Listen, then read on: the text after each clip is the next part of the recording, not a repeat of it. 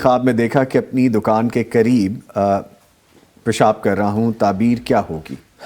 یہ خواب پڑھتے ہوئے آپ کو بھی عجیب سا لگا؟ ہاں جی، اور آپ رک گئے یہاں پر تو پیشاب کرنا، پیشاب نکلنا، خود بخود نکلنا لوگوں اور بالکل دکان کے سامنے کر دینا، یہ کوئی پریشانی والی بات نہیں ہے، یہ اچھا خواب ہے۔ اچھا، یہ اچھا خواب ہے، اچھا، یہ بالکل الٹ ہے اس کے؟ بالکل الٹ ہے، بالکل الٹ ہے۔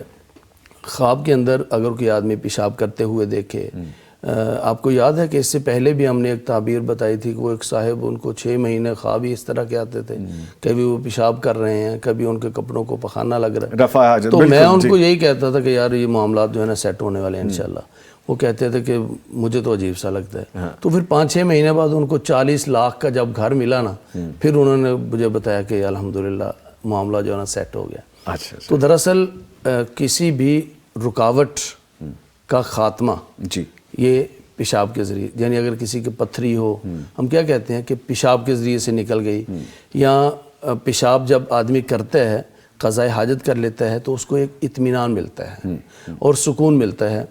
تو یہ دکان کے رستے میں یا دکان کے قریب اگر انہوں نے کیا ہے تو دراصل یہ ان کے اس کاروباری رکاوٹ کے خاتمے کی طرف اشارہ ہے۔ شاید ان کو دکان کے اندر گاہکی کا مسئلہ ہو، اور ان کو دکان کے اندر معاملات کوئی دشواری کا کوئی رکاوٹ ہو کہ جی کاروبار نہیں چلتا، یا اس طرح کا معاملہ نہیں ہے، تو اگر وہ وہاں پر ایسا دیکھتے ہیں تو انشاءاللہ ان کی دکان کی جو گاہکی ہے وہ زیادہ ہونے والی ہے، اور ان کے خیر و برکت ان کو ملنے والی ہے، اور رزق ان کو ملنے والا ہے انشاءاللہ۔